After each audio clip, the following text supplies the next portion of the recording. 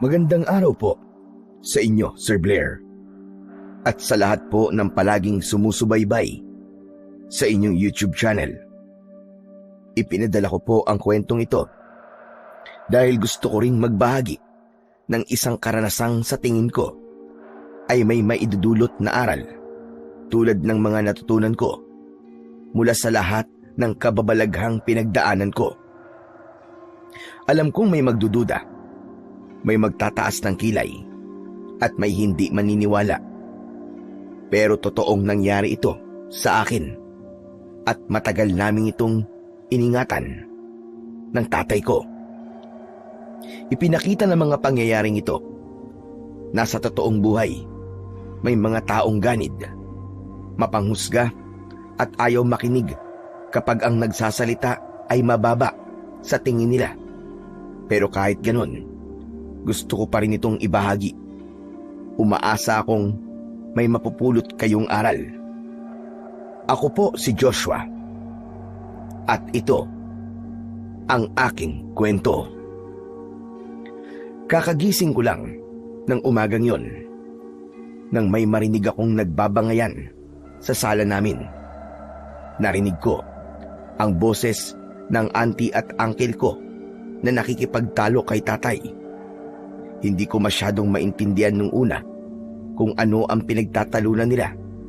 Kaya lumapit ako sa may pinto ng kwarto at doon nakinig. Ilang beses na ba naming sinabi sa'yo? Pagkakataon na natin itong yumaman. Kaya pumayag ka na sa amin ni Chris. Bakit ba ang kulit nyo? Ayoko nga eh. Ano ba naman yan? Intindihin mo naman kami. Kailangan namin ng pera. At nandito sa lupa mo ang sagot sa mga problema namin. Maniwala ka, Lando. May nakabaong kayamanan sa lugar na ito. At sino naman nagsabi? Si Apo Cora. Siya ang nagsabi na may limpak-limpak na kayamanan dito. At naniwala naman kayo. Ilang beses ko bang sasabihin na sinungaling yun?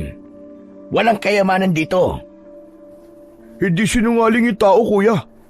May mga napagtanungan na ako sa kabilang baryo na talagang maalam daw ang matandang yun sa treasure hunting. Hindi pa raw ito sumasablay. Sus! At talagang paniwalang-paniwala naman kayo. Ini-scam lang kayo nun eh. Paanong ini-scam? Wala naman tayong ibinibigay na pera doon. Wala na nga yung tao eh. Pagbibintangan mo pa. May nakapagsabi din sa akin na taga-kabilang baryo na ilang araw bumabalik yun para manghingi ng kung ano-ano. Hindi naman para sa kanya yung hinihingi niya, kuya eh. Inaalay niya naman yun para sa ritual at pagdadasal. Ganun lang talaga ang style nun. Maniwala ka namang hindi niya pinakikinabakan ng mga alay na yun. Ay nako, manloloko ang taong yun. Ako na nagsasabi. Huwag kayong naniniwala sa kwento-kwento lang. Grabe ka naman, Lando. Hindi mo na makilala yung matanda. Maayos naman siyang nakipag-usap sa amin. At hindi puro masama ang balita tungkol sa kanya. Sabi ko na sa'yo, may taga-ibang baryo na sinabihan niyang maghukay. At ngayon mayaman na. Kaya sige na, kuya. Pumayag ka na. Hindi. Hindi pa rin ako papayag. At yan na ang huling pasya ko. Hindi ko ipapagalawan lupa ng tatay at nanay. Yun! Sa wakas dadali mo din, kuya. Lupa ito ni tatay at nanay. Hindi sa'yo lang. Kaya kung ano man ang nasa lupa na ito, dapat lang na makinabang din kami. Nagpapatawa ka ba ha, Chris? Ang lupang ito ay ipinamana na sa akin.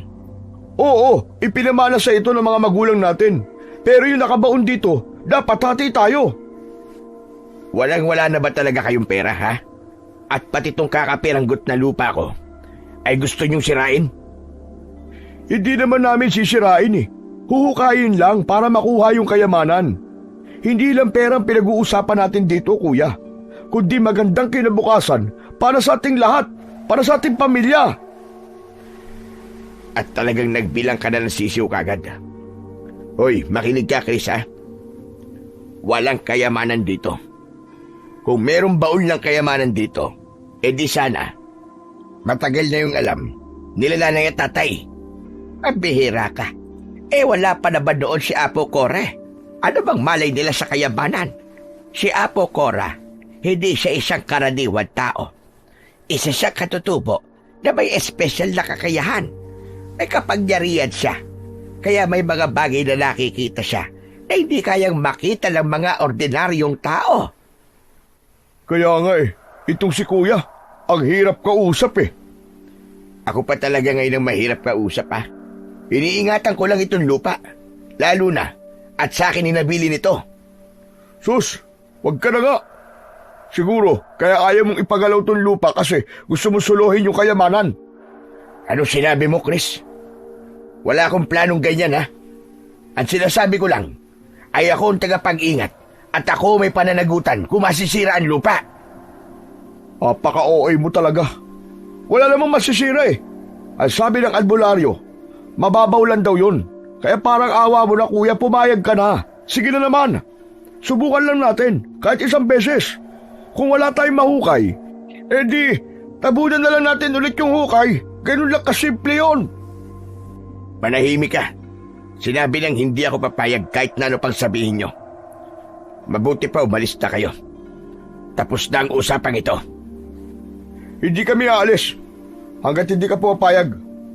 Alam mo, ikaw lang ang kilala kong tao na ayaw yumaman. Ibinibigay na sa'yo, ayaw mo pa? Sa bagay, kontento ka na kasi. Sa hirap, kaya ka ganyan. Hindi totoo yan, Chris. Gusto ko ding makaahon, pero ayokong umasenso sa maling paraan. Mas mali ang tumanggi sa grasya. Pwedeng tumanggi kung galing sa masama o sa easy money, Chris.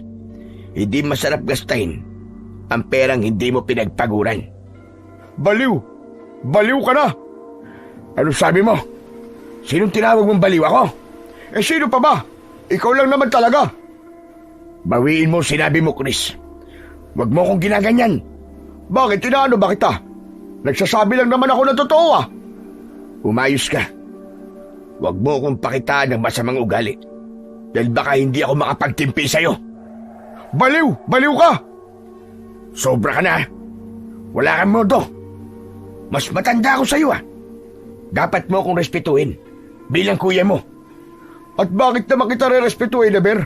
Baliw ka Tapos, tama na yan, Chris. Tama na yan.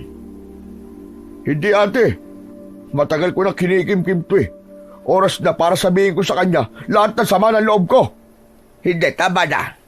Halika na. Umuwi na tayo. Huwag na natin pampalaki ng gulo dito. Sige lang ate. Hayaan mo siya. Sige. Sabihin mo sa akin. Ano bang problema mo? Noon pa man, akala mo, mas angat ka sabi ni ate na ikaw at superior at palaging may karapatang magdesisyon sa lahat. Ikaw palagi nasusunod at pinakikinggan din na tatay. Nababaliwala na yung pagiging panganay ni ate sa atin. Palaging ikaw na lang ang nasusunod. Hindi totoo yan sinasabi mo. Itatanggi mo pa? Paano mo nasabing hindi totoo, Sige nga. Alam mo sa sarili mo na tama ako. Gusto mo, ikaw ang palagi nasusunod. Gusto mo, ikaw ang pinakamatalino sa lahat. Pero sa totoo lang, hindi naman. Bobo ka! Bobo! Narinig kong biglang may kumalabog sa sala. Kinabahan ako, kaya mabilis akong lumabas at nakita ko ang uncle ko. Nahawak ang kanyang mga labi. May dugo. Hula ko ay sinuntok siya ni tatay. Akala mo hindi kita lalabanan? Matagal ko nang gustong gawin to! Bago pa man makasagot si tatay, mabilis na umatake si Uncle Chris. Isang suntok ang agad na tumama, diretso sa panga ni tatay. Muntik na siyang bumulagta, mabuti na lang at nakahawak siya sa upuan. Hayop ka! Ganito ba talaga ang gusto mo? Muling tumayo ng tuwid si tatay at inambahan ng isa pang suntok ang kapatid niya. Ano ba? Tama na yan! Tumigil na kayo! Tigilan nyo na yan! Para naman kayo mga bata, ano ba? Tama na! Pero parehas silang hindi nakinig. Wala ng ate at kuya sa oras na yon. Mas lalong tumaas ang tensyon sa pagitan nilang tatlo. Muli na namang sumugod si Uncle Chris. Nahawakan nito ang kwelyo ni tatay. Pinilit namang inalis ni tatay ang kamay ng kapatid niya. Subalit, sadyang mas malakas ito kumpara kay tatay. Makinig kang mabuti. Huhukayin namin ang lupang to. Gusto mo man o hindi. At kung ayaw mo pakiusapan ng matino, mapipilitan ako gumamit ng maras na paraan para makuha ang gusto ko. Pinagbabantaan mo ba ako, Chris? Hindi. Hindi pagbabanta yun. Gagawin ko yan kung talagang magmamatigas ka. Tama na, Chris. Tara na. Umuwi na tayo. Sandali lang, ate. Hindi pa ako tapos. Alam natin pareho na may karapatan pa rin kami sa lupang ito. Kaya kapag nakahukay kami ng kayamanan dito, hindi talaga kita bibigyan. Anong karapatan ang sinasabi mo? Magkakademandahan tayo kapag pinilit niyong gusto niyo. Kaya huwag niyong pakialaman ang lupa ko. At sa tingin mo, masisindak mo ako sa ganyang pananakot mo? Hindi magdemanda ka! Ulol! Saan ka naman kukuha ng panggastos sa abogado at sa pagsasampa ng kaso, Aber? Natahimik si tatay. Nakita ko ang pagkunot ng mga noo niya. Alam kong tinitimpi niya ang galit. Halika na, Chris. Tara na. Umuwi na tayo. Umalikod ang dalawa at naglakad palabas ng bahay. Tahimik, nananatili sa sala si tatay. Naupo siya sa isang lumang silya. Tulala at parang nasa ibang mundo. Napansin ko na may kaunting luha ang pumatak sa mga mata niya.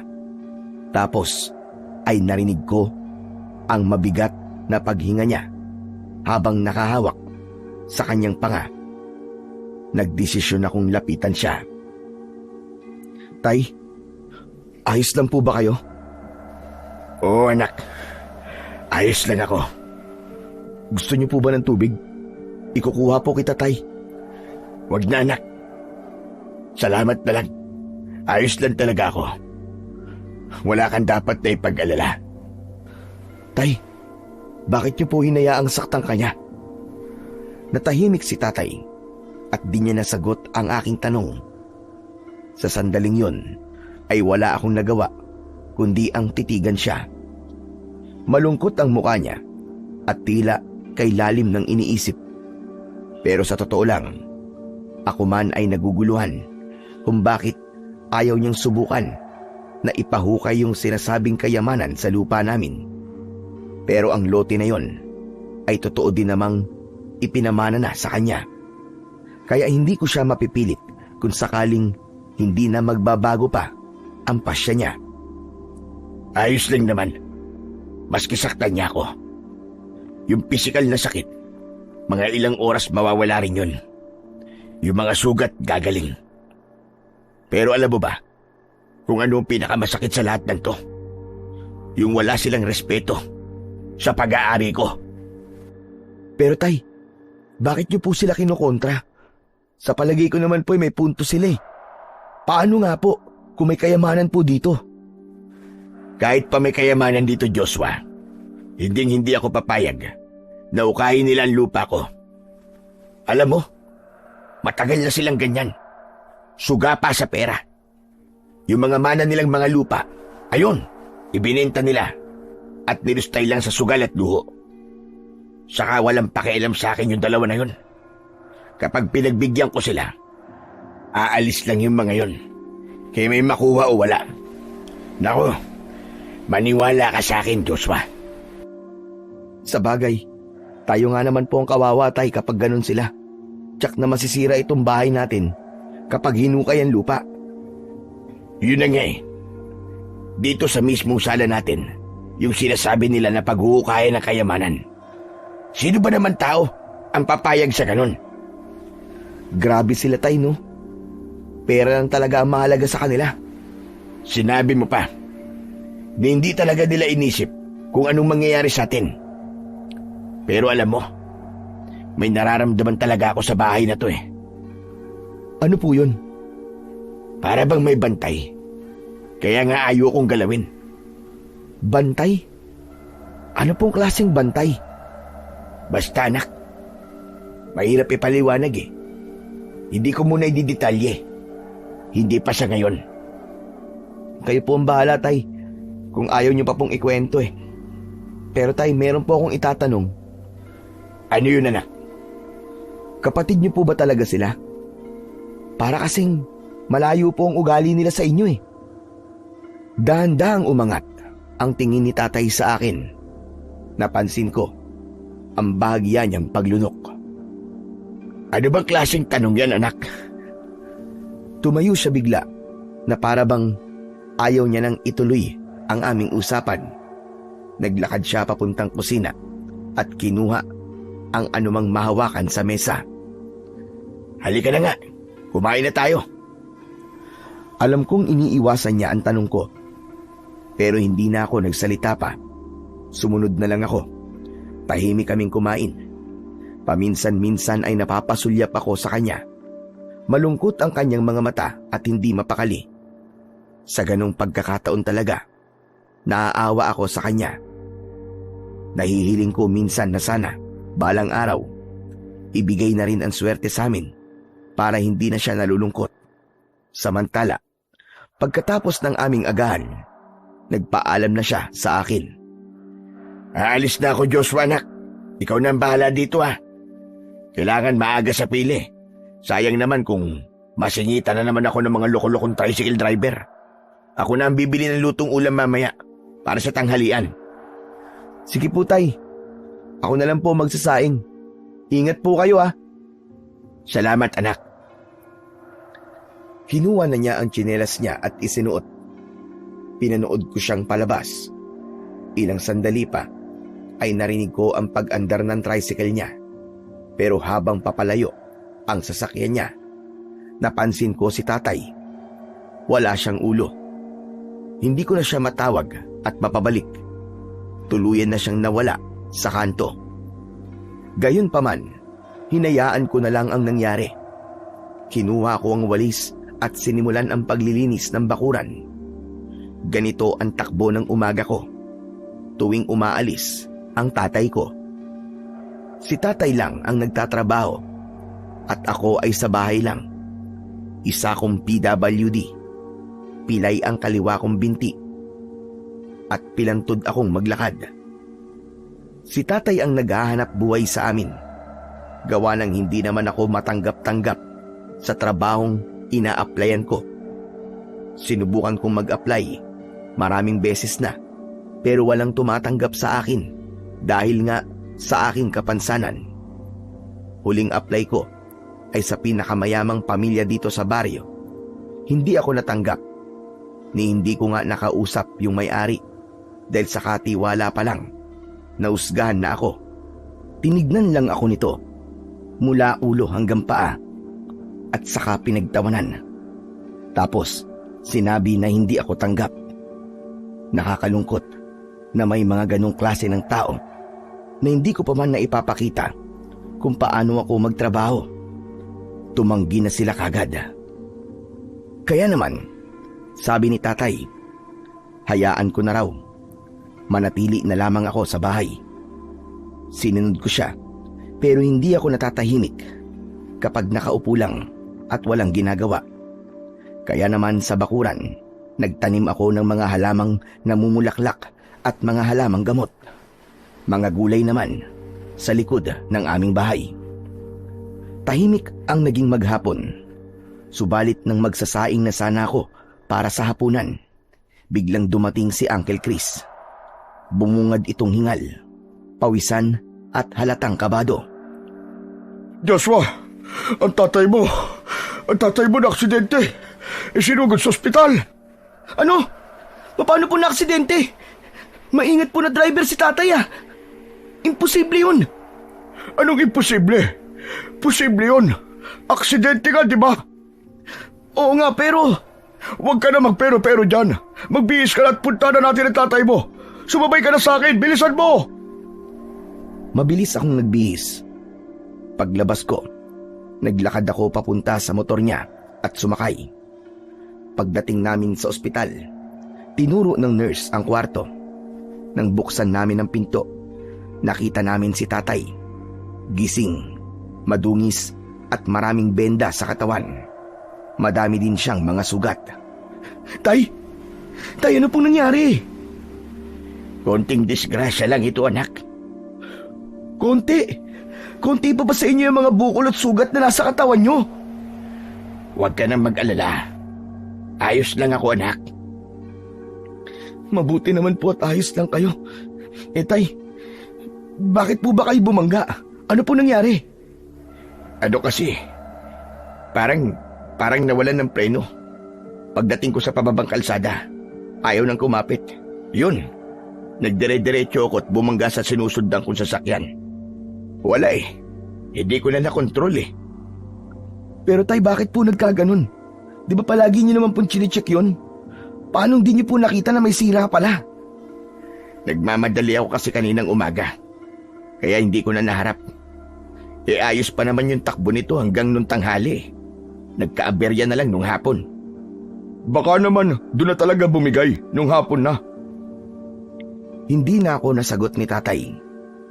Napansin niya si Uncle Chris na nasa likod ko at di umiimik.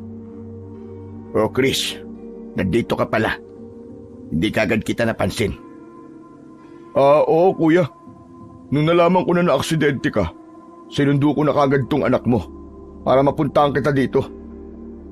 Aba, himala ah. Ngayon mo lang yata ako pinagbalasakitan ng ganyan. Sus, kuya naman. Siyempre pamilya tayo. Sino pa ba magdadamayan kundi tayo lang din? Salamat Chris kung ganon. Umayos ng tayo si Uncle Chris. Nagkamot pa ng batok na parabang naiilang. Kuya, kumusta ka naman? Siya nga pala yung tricycle mo kuya. Mukhang di mo na mapapakinabangan. Wasak yung harap eh. Nako, malas talaga. Paano nang hanap buhay ko niyan? Baka naman, say na to kuya. Alam mo na, para naman pagbigyan mo na kami. Kapag nakuha na natin ang kayamanan, hindi mo na kailangan mamasada, di ba? Biglang napatingin si tatay. Kita ko agad na hindi maganda ang dating sa kanya nang sinabi ni Uncle Chris. Chris, pwede bang wag mong isingit ang usapang yan dito? Puro yan na lang ang iniisip mo eh. Hindi naman sa ganun, kuya. Naisip ko lang naman kasi, di ba, wasak na yung tricycle mo. Oh, sige nga. Paano na kayo ni Joshua ngayon kung wala ka ng trabaho? Ito na yung sagot, kuya. Kahit na, Chris. Sinabi ko na sa inyo, hindi ako papayag at paninindigan ko yon kahit maghirap pa kami ng anak ko. Ikaw naman, kuya. Ang sa akin lang, suggestion lang naman. Kung ako sa iyo mag-iisip-isip na ako. Tadhana nang gumagawa ng paraan para iparealize sa iyo na ito ang kailangan mo. Kayamanan, kuya. Pera. Limpak-limpak na salapi. Tumahimik ka nga. Hindi ako papayag. Ganon? Teka lang. Matanong kita. Ano ba talagang iniingatan mo sa lupang yun, ha? Bakit ayaw mo? Ano bang meron? Bakit mas mahalaga pa sa iyo yung lupa kaysa sa buhay mo at ng anak mo? Umuwi ka na, Chris. Pagod na ako. Gusto ko na magpahinga. Bakit hindi mo ako masagot, ha? Siguro may tinatago ka sa amin, no? Tama na. Tama na, Chris. Wala akong dapat na ipaliwanag sa'yo. Uncle, siguro nga mas mabuti pang umalis na po muna kayo. Hayaan na lang po muna natin si tatay na makapagpahinga. Oo nga. O sige, alis na ako. Bahala kayo sa buhay niyo. Bigla siyang tumalikod at dire-diretsyong lumabas ng pinto. Naiwan kaming dalawa ni tatay. Narinig ko yung mahina at mabagal na paghinga niya. Napansin kong naniningkit din ang kanyang mga mata. Iba rin ang kulay ng mukha niya. Bigla siyang namutla. Maya-maya pa ay narinig ko na bigla siyang napaungol. Para bang nasasaktan. Napahawak siya sa ulo. Madiin. Tapos bigla na lang siyang nagsuka ng dugo. Hindi ko inaasahan yon. Para akong nabuhusan ng malamig na tubig. Hanggang sa nagpanik na ako. Tay! Ano po nangyayari sa inyo? Diyos ko, ang tatay ko! Nurse! Nurse, tulungan niyo po kami, nurse! Ang tatay ko, nurse! Mabilis na lumapit ang mga staff ng ospital. May mga dalang emergency kit. Kaagad siyang sinuri. Makalipas ang ilang minuto, sinabi nila sa akin na kailangang mailipat si tatay sa ICU. Kailangan ng mas malalim na monitoring. Agad nilang inasikaso si tatay at nang maipasok na siya sa ICU, hindi na ako pinapasok. Wala akong nagawa kundi maghintay sa labas. Maglakad, paikot-ikot sa pasilyo, habang ang mga kamay ko nanginginig sa takot at kaba. Hindi pa tiyak kung ano ang sanhi ng pagsusuka niya ng dugo at pagkawala niya ng malay. Posible daw na delayed symptom mula sa impact ng aksidente o biglang pagtaas ng pressure sa ulo. Kailangan ng iba pang test, scans at 24 oras na monitoring. Ang sabi, kailangan kong maghanda ng pera para sa mga gamot niya. At ang pinakamasakit pa na sinabi sa akin, hindi nila alam kung kailan siya magigising. Habang nakaupo ako sa malamig na bangko sa labas ng ICU, napapaiyak na ako. Paulit-ulit kong tinatanong sa sarili ko kung saan ako kukuha ng pera para kay tatay. Pagkalipas ng ilang oras na paghihintay, nilapitan ako ng nurse at sinabi sa akin na pwede naman daw akong umuwi muna at siya na lang ang bahala sa tatay ko. At bumalik na lamang ako kinabukasan. Wala akong magawa kundi ang sundin siya. Pagka-uwi ko, madilim ang bahay. Binuksan ko ang ilaw sa sala at doon ako napaiyak ng tahimik. Natatakot ako sa posibilidad na hindi na magising ang tatay ko. At natatakot din ako na baka wala din akong maitulong sa kanya dahil sa kalagayan ko. Wala akong mahihingan ng tulong bukod kina Uncle Chris at Auntie Corazon. Pero sa palagay ko, tatanggi ang dalawa na yon. Napatulala ako, tapos ay biglang napatingin sa sahig. Totoo kaya yung sinasabi nila? May nakabaon ba talaga dito? Kung ipahukay ko kaya? Napakamot ako sa ulo. Alam kong wala akong karapatang magdesisyon sa lupa. Pero wala na akong ibang maisip na paraan kung paano matutulungan ang tatay ko. Diyos ko, tulungan niyo ako. Ituro niyo po sa akin kung ano ang gagawin ko. Napasandal ako sa upuan. Napapikit. Pilit kong pinapakalma ang sarili ko. Kahit na ang totoo, nanginginig pa rin yung mga kamay ko. Alam kong walang tutulong sa akin at mas lalong walang magpapahiram sa akin ng pera. Unti-unti, para akong nauupos na kandila. Habang mag-isa, ramdam ko yung takot na baka wala na nga akong magawa para sa kanya. Na baka huli na ang lahat bago pa ako magkapera. Alam ko, kailangan ko na talagang magdesisyon. Kailangan ko lang mamili. Samantala, habang nagmumuni-muni ako, may narinig akong kumatok sa pinto. Mabilis akong tumayo para buksan ito. Nakita ko si Uncle Chris at Auntie Corazon. Kayo po pala. Ano pong kailangan nyo? Galing kami kanina sa ospital. Nalaman namin na nasa ICU ang tatay mo. Mukhang kakailanganin mo ng maraming pera pambayad sa ospital. Anong plano mo, Joshua? Yun na nga eh. Wala pa po ako naiisip na plano. Hindi ko nga po alam kung saan ako kukuha ng pera eh. Bigla silang nagkatinginan na dalawa. Tapos, halos sabay na tumingin sa akin. Napag-usapan na namin ito ni ate. Ipapahukay na namin yung kayamanan. Po, Tama ka na narinig, Joshua. Yan na lang ang pag-asa mo talaga para matulungan mo ang tatay mo. pero Uncle Chris, Huwag ka na magdalawang isip pa, iho. Nasa bingit na nakabatay ng tatay mo. pero ante, sigurado po magagalit si tatay kapag ginawa natin yun. Baka pati po ako. Hindi niya po mapatawad. Anak, mas importante pa ba yon kaysa sa buhay niya? Hindi ba mas mabuting magalit na lang siya, pero at least buhay siya, kaysa naman mamatay siya, hindi ba? O di ba? Habang buhay mong konsensya yon. Kaya nga, tama si ate. Saka gagawin mo lang naman yun para iligtas siya. Sa tingin mo ba, hindi niya maiintindihan yun? Pero wala po akong pera na maitutulong sa pagpapahukay po kung sakali. Ano ka ba? Kami nang bahala sa gastos sa pagpapahukay. Wala ka nang dapat na alalahanin doon. Ang kailangan lang namin ay pumayag ka. Tama. At kung wala mong mahukay, edi wala. Pero huwag kang mag-alala. Kasama mo kami ng uncle mo. Hindi ka namin pababayaan. Hahanap tayo ng tulong. Kung yun lang naman po ang gagawin natin, di humingi na lang po tayo ng tulong.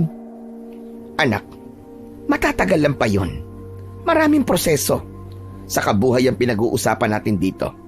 Kailangan ka ng tatay mo. Hindi ka magiging masamang anak nang dahil lang dito. Hindi ko mapigilan ang luha ko. Dahan-dahan na itong pumatak. Kung ito lang po ang paraan, sige. Bahala na po kayo. Gawin niyo na po. Yung mga mukha nila ng oras na yon, parang hindi makapaniwala. Pareho silang sabay ng ngumiti. Salamat, Joshua. Promise, hindi mo to pagsisisihan. O siya, mabuti pa'y tara na. Chris, maghahanap na tayo ng tao na pwedeng magtrabaho dito bukas para masimulan na kagad ang paghuhukay. Tumayo na sila at tumungo sa may pinto. Pero bago pa sila makaalis, lumingon sa akin si Auntie. Huwag kang mag-alala, Owa. Kapag nabawas sa mga gastos sa pagpapahukay, mas malaking porsyento ang ibibigay namin sa tatay mo para makatulog din kami sa gastusin yung mag-ama sa ospital. Kaming bahala sa inyo. Sige po, Auntie. Salamat po. O siya, sige. Magpahinga ka na. Tumalikod na sila at lumabas. Nang wala na sila, doon ko naramdaman na parang may mali. Mabigat ang loob ko. Hindi ako mapakali.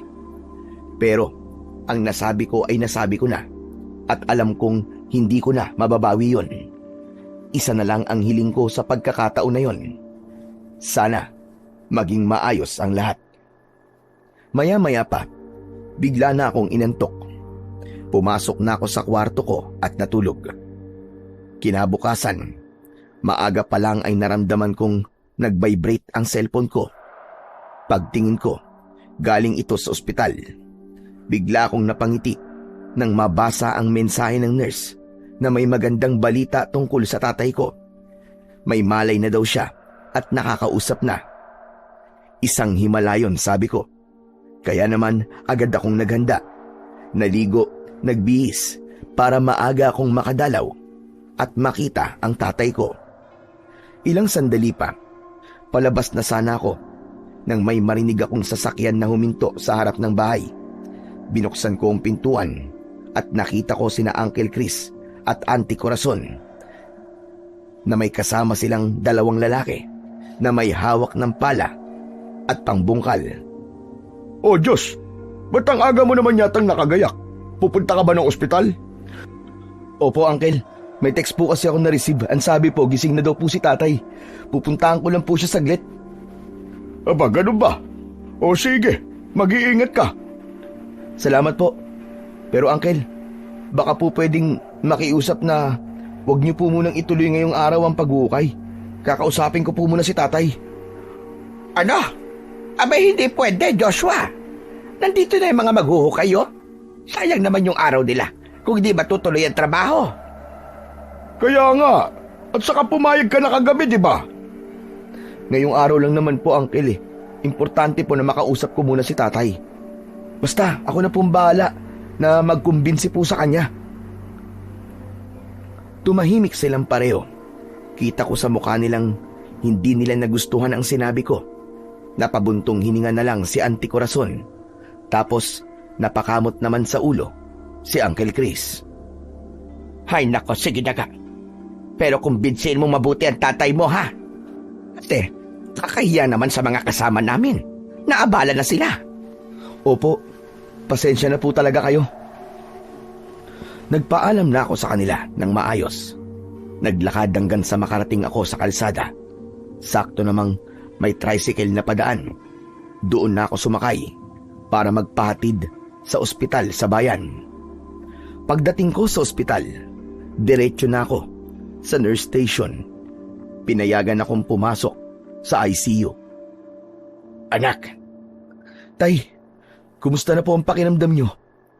ayos naman na kahit papano. Ay, salamat, mabuti naman. Alam niyo po bang alalang-alala po ako sa inyo? Huwag ka nang mag-alala. At sabi sa akin ng doktor kanina, ayos naman na yung mga ibang laboratory ko. Ang hinihintay na lang ay yung MRI ko. Pero sa palagay ko ayos din naman yun. Kaya huwag ka nang mag-alala. Sige po. Pero tay, may problema po tayo. Malaki-laki po kasi ang kailangan nating bayaran dito sa ospital eh. Hindi ko po alam kung saan po tayo kukuha ng pambayad. Tulad ng sabi ko sa'yo, wala kang dapat na ipag-alala. May darating na biyaya sa atin, anak. Hindi tayo pababayaan ng Panginoon. Ano po? Ano pong biyaya ang paparating? Basta, Sigurado po ba yan, tay? Kasi nag-usap na po kami ng mga kapatid nyo at napag-usapan po namin na hukayin na po yung kayamanan para may magamit po sa pagpapagamot nyo. ano ka mo? Hindi pwede, anak. Hindi pwedeng ipahukay yun. Bakit po? Bakit po ayaw nyo? Hindi kagad nakasagot si tatay. Nakatitig lang ito sa akin na para bang malalim ang kanyang iniisip. Maya-maya ay hinawakan niya ang kamay ko ng maigpit. May dahilan, anak, kung bakit ayaw kong ipagalaw ang lupang yon. Ano po? May sumpa ang paghuhukay sa kayamanan. Ho? May sumpa? Kung ganun, totoo nga pong may kayamanan sa lupa natin, ganun ho ba? Tama ka, anak. Matagal ko nang alaman tungkol doon. Sinabi na sa akin noon ng tatay. Kaya hindi niya ipinahukay yun dahil sa sumpa. Hindi pwedeng pakialaman yun nang walang basbas ng tagabantay. Ano pong tagabantay? Isang kaluluwa na ang trabaho hanggang ngayon ay bantayan yung nakabaon na yaman. Hindi siya matahimik. Paano niyo po nalaman na hindi po siya matahimik? Dahil palagi ko siyang nararamdaman, anak. At minsan nakita ko siya. Maniwala ka man o sa hindi, anak. Kaya naniniwala ko sa sinabi ni tatay. Baka may kapalit kapag pinakialaman natin yung kayamanan.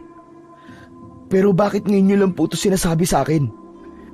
Dahil hindi ko alam kung kakayanin mo ba ang katotohanan ito o hindi. Bata ka pa. Hindi mo tulubos na mauunawaan. Tay, hindi na po ako bata, binata na po ako. Kaya ko na pong umintindi. Oo nga. Pero ayoko lang na matakot ka.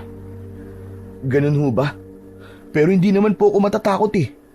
Pilay lang ako, pero hindi naman ako duwag. Patawarin mo ako, anak. Sana intindihin mo na lang ako. Pinoprotektahan lang kita. Pero bakit po kila auntie? Bakit hindi niyo po sinabi sa kanila? Bakit ayaw niyo pong ipaliwanag sa kanila ng mabuti? Sa tingin mo ba, paniniwalaan ako ng mga yun? Basta usaping pera, wala silang pakikinggan kung hindi pabor sa kanila. Tay, ano pong gagawin ko? Ang sabi ko pa naman po sa kanila ako na po ang bahalang kumumbinsi sa inyo. Dapat hindi ka talaga pumayag, anak. Sa kung magagalit sa atin ang bantay. Sige na, umuwi ka na. Sabihin mo sa kanila ang sinabi ko sa'yo. Maraming mamamatay, anak. Yun ang sabi ni tatay nun. Kaya huwag mong hayaan na ituloy nila ang plano nila. Ako nang nakikiusap sa'yo. Sige po, tay. Uuwi na po ako. Bilisan mo, anak. Hindi maganda ang pakiramdam ko tungkol sa dalawang yon. Baka mamaya may masama nang nangyayari. Kaagad akong tumayo. Pagkatapos sabihin yun sa akin ni tatay, hinawakan ko pa ang palad niya bago ko lumabas ng kwarto. Mabilis ang tibok ng puso ko habang naglalakad ako sa hallway at panay ang dasal na sana wala pang ginagawa ang mga kapatid ni tatay. Paglabas ko ng ospital, agad akong sumakay sa isang tricycle. Sinabi ko na lang sa driver na bilisan niya dahil may emergency sa bahay. Pagkalipas ng ilang minuto, nasa baryo na kami. At nang huminto ito sa tapat ng bahay namin, agad kong nakita ang mga gamit namin na nakakalat na sa bakuran. Nakita ko si Auntie Corazon na nasa pintuan, nakapamewang at panay ang sigaw. Agad kong binayaran ang driver at bumaba na ako ng sasakyan. Auntie, ano to? Ano pong ginawa nyo? Bakit nagukay na kayo? Abay, natural. Hukay na kami. Wala nga namang hintayin ka pa. Sayang ang araw. Pero auntie, ano bang pinipero-pero mo? Di ba, bago ka naman umalis, ay sinabi mong ikaw na ang bahala sa tatay mo? Kaya nga po, pero hindi ko naman sinabi na pinayagan ko na kayong magukay. At sabi ko po, hintayin niyo ako. Hindi po pumayag si tatay eh. Wala ka na magagawa. Naumpisa na eh. Wala nang atrasan to. Hindi niyo po naiintindihan eh. Kaya ayaw pong ipahukay ni tatay yan. Kasi may sumpa. May sumpa ang kayamanang nakabaon dyan. Anong sabi ba? May kayamanan nga talagang nakabaon dito. Opo. Sabi po yun ni tatay sa akin. Matagal na pong alam ni tatay ang tungkol dito. Kasi mismong tatay niyo po nagsabi sa kanya. Yun lang, ayaw po talagang ipagalaw dahil sa sumpa. Sabi ko na sa'yo, ate. Totoo yung sinabi ni Apo Kore. Sa wakas, magiging mayaman na tayo. Magiging mayaman na tayo! Hindi po, nagkakamali po kayo. Hindi nyo basta-basta makukuha yun kung walang basbas ang tagabantay. Bagkus, maaaring maisumpa pa ang buong pamilya natin. Ang sabi po ni tatay may kapalit. May mamamatay. May mamamatay? Kalokohan yan. Yan talagang tatay mo. Wala na sa katinuan kung ano-ano ang sinasabi. Chris, manahimik ka lang nga muna. Agad na tumahimik si Uncle Chris. Mariin ang tingin ni Auntie sa kanyang kapatid bago muling humarap sa akin. Sinabi talaga ng tatay mo na may sumpa ito? Seryoso ba yan? Opo, auntie. Hindi po ako nagbibiro.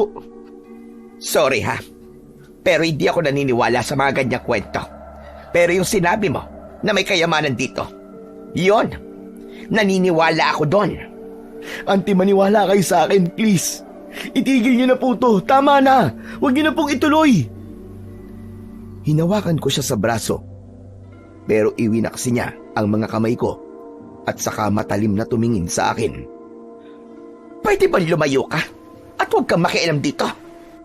Alam mo, kung totoo man na may mamamatay dahil sa sumpa, yung tatay mo yon at hindi kami. Ano? Paano niyo po nasasabi yan sa tatay ko? Alam mo kasi, iho, maniniwala lang ako na may sumpa nga ito kung unang mamamatay ang tatay mo. Ang sama mo, auntie. Bakit kayo ganyan sa tatay ko? Bakit? Magsusumbong ka? Oo. Sasabihin ko sa kanya lahat ng ginawa niyo dito. At ano naman ang kayang gawin ng tatay mo, ha? Wala na siyang silbi. Bago pa siya makapagreklamo, tapos na kami dito. Nakuha na namin yung kayamanan na yon. Hindi niyo makukuha yon dahil may nakabantay. Ano ba yon? Aswang, tikbalang, engkanto, kaluluwang ligaw. Sa tingin mo matatakot kami sa kwento mo? Bahala kayo kung ayaw niyo maniwala. Pero ngayon nandito na ako. Dapat niyong itigil yan dahil kung hindi, magrereklamo talaga ako sa barangay. Isusumbong ko kayo kay Kapitan. Di magsumbong ka. Mas lalo namang hindi kami natatakot, ano? Alam mo kung bakit? Bakit? Chris, wag. Tama na yan. Wag mo nang patulan. Hindi ko naman talaga papatulan tong kutong lupa na to eh. Pero gusto ko lang sampalin ang katotohanan para magising. Anong katotohanan ang pinagsasasabi mo? Na wala naman talaga kayong karapatan sa lupa na to. Anong sinasabi mo walang karapatan? Eh kay tatay ipinamana tong lupa. Nasa kanya ang titulo ng lupang to. Binigay daw ni Lolo. Oo, totoo naman sa kanya ibinigay ang mga dokumento. Pero alam mo bang, papel lang naman ang pinanghahawakan niya. Ano bang pinagsasasabi mo? Kung may sasabihin ka, sabihin mo na ng diretso. Huwag mo na akong paikot-ikutin. Gusto mo ba talagang malaman? Oo! Sabihin mo na kung sasabihin mo! Galit ka na niyan? Bastos ka! Bakit mo ako sinisigawan? Alam mo, parehas na parehas talaga kayo ng ugali ng kapatid kong ampon eh. Pareho kayong baliw! Anong sabi mo? Nagulat ka ba? Totoo ang sinabi ko. Ampun lang naman ang tatay mo eh. Kaya kung tutusin, wala siyang dapat karapatan sa anumang pagmamay-ari ng mga magulang namin ni ate. Tama si Chris. Papeles lamang ang meron sa kanya. Pero kami ang tunay na kadugo. Kami ang tunay na mga anak. Para akong binuhusan ng malamig na tubig. Hindi ko kagad naintindihan kung tama ba ang narinig ko o guni-guni lang. Para bang bigla ako nahilo. Natulala ako sa kanila. Bigla ding bumigat ang loob ko. Ampon? Bakit? Bakit hindi sinabi sa akin to ni tatay? Bakit ganito? Sa pagkakataong yon, hindi ko alam kung ano ang dapat kong sabihin. Gusto kong sumigaw. Gusto kong tanungin sila kung bakit sinasabi nila ito sa akin sa ganung paraan, sa ganung sitwasyon. Pero wala. Naduwag ako bigla. Kaya huwag ka nang makialam ha. Kung sakaling magreklamo man tatay mo, edi magdemanda siya. Haharapin ko. Haharapin namin siya bilang mga tunay na anak ng mga magulang namin. Naiintindihan mo? Wala na nga akong nasabi. Wala na din akong nagawa nang muling utusan ni Auntie Corazon yung mga trabahador niya na ipagpatuloy na ang paghukay. Napaatras ako at napaupo na lang sa upuan na nasa labas.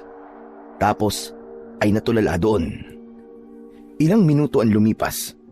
Bigla silang nagkagulo. Narinig kong sinabi ni Auntie na nahimatay ang isa sa kanyang mga tauhan. Mabilis akong nakiusyoso. Lumapit ako sa hukay. Hindi pa naman ito ganong kalalim. Mga 2 metro pa lang. Kaya kitang-kita ko pa ang loob nang dumukwang ako. Ngunit pagtingin ko sa ibaba, nakita ko yung trabahador na nakahiga. Pero habang pinagmamasdan ko siya, may kung anong hindi tama sa itsura niya. Kanina lang ang alam ko, payat na lalaki ito, naka-t-shirt at lumang pantalon ito. Pero ngayon iba na. Yung balat niya mistiso. Yung buhok niya maayos at parang nakapumada. Yung damit niya nagbago din. Hindi ko alam kung paano nangyari, pero para siyang naka-uniforme na pangkawal. Totoong uniforme ng isang kawal na Kastila na sa libro o sa mga pelikula ko lang nakikita. Para siyang isang lumang tao, isang sundalong Kastila o isang general noong panahon ng pananakop. Labis akong kinilabutan nang makita yon, pero mas lalong tumindi nang makita mismo ng mga mata ko yung pagdilat ng kanyang mga mata. Dumiretso ang tingin niya sa akin, matalim, galit na galit. Meron siyang sinasabi at alam kong wikang Espanyol ang ginagamit niya. Nanlaki ang mga mata ko. Hindi ko alam mag-Espanyol, pero malinaw kong naiintindihan ang bawat salita na sinasabi niya. Gusto niyang ipahinto ang paghukay. Napalunok ako. Hindi ako makapagsalita. Tapos yung paligid parang pakiramdam ko biglang huminto.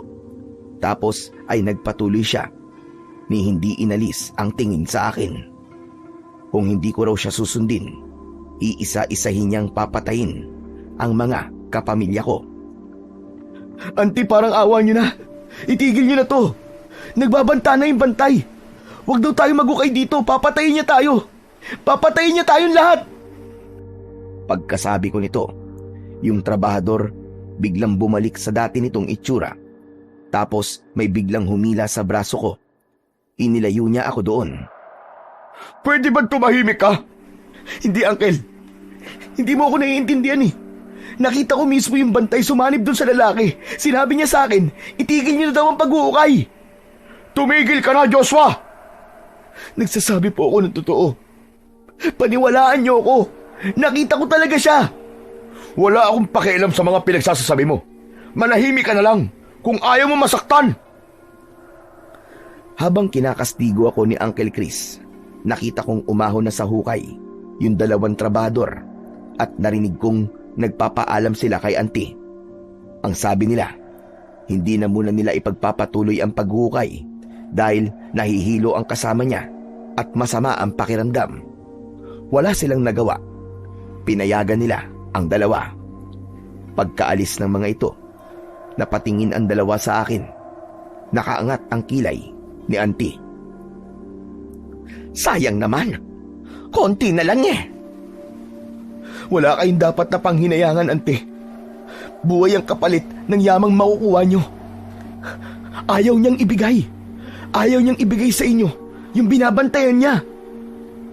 Ayaw niyang ibigay sa amin? Aba, bakit naman? Hindi ko alam, Auntie. Basta tama na po. Tama na, Auntie. Huwag mo siyang pakinggan, Ate. Nag-a-addict na yata yan eh. Hoy, ikaw, Joshua. Totoo ba ang sinasabi ng uncle mo? Hindi po, Auntie. Hindi po ako addict. Mabuti naman kung ganon. Pero makinig ka, ha? Hindi na namin pwedeng ihinto ang pag-uukay. Tulad mo, malaki din ang pangangailangan namin. Sana maintindihan mo. Kung di kami makikinig sa inyo ng tatay mo. Pero, Auntie, tumahimik ka na nga. Kanina pa ako napipikon sa'yo eh. Peste talaga kayo mag-ama sa buhay namin. Puro kamalasan ang dala nyo. Tumahimik ako. Masama ang loob ko sa kanilang dalawa. Pero hindi na ako nagsalita para matapos na. Nang matapos silang manermon, umalis na rin sila ng kusa. Pero bago sila makalayo, may tinig akong narinig. Yung bantay.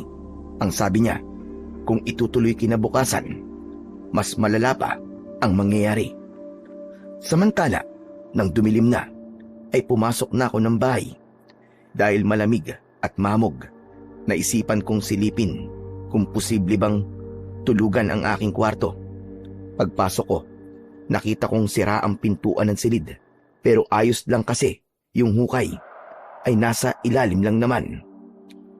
Nang matapat ako sa hukay, nalungkot ako. Noon, marami akong tanong habang nakatitig sa pagtatalo ng magkakapatid. Palagi kong iniisip kung bakit ayaw ni tatay. Pero ngayong nakikita ko yung hukay, nasabi ko na tama pala siya. Kami ang maaargabyado kapag pinayagan namin sila.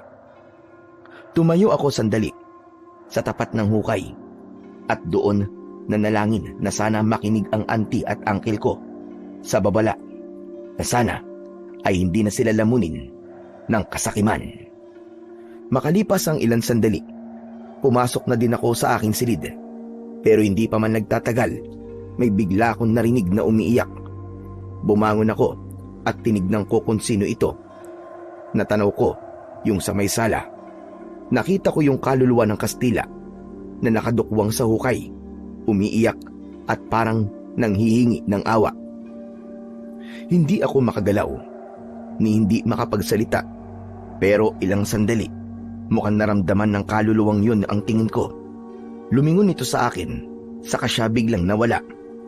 Grabe ang kilabot ko ng oras na yon. Ramdam ko yung pananayo ng balahibo ko at pakiramdam na para bang lumaki ang ulo ko. Sa takot ko, agad akong lumabas ng kwarto. Tumalon ako sa bintana at nanatili na lang sa labas hanggang sa mag-umaga. 7:00 nang makita kong may humintong sasakyan sa harap namin. Agad akong lumapit. Uncle, ano ba? Parang awa niyo na oh. Tama na to. Huwag ka nang umepal, Joshua. Tumabi ka nga dyan. Wala na akong nagawa nang dumiretso sila sa loob ng bakuran namin. Wala silang takot na parang sila pa ang may-ari ng bahay. Tumabi na lang ako at pinanood sila nang magsimula silang maghukay. Ngunit nang maalala ko si tatay, agad akong nagbihis. Tahimik akong pumasok ng kwarto at sa isang sulok doon ako pumuesto. Pero nang matapos akong gumayak, narinig kong nag-uusap si Uncle at isa niyang tauhan.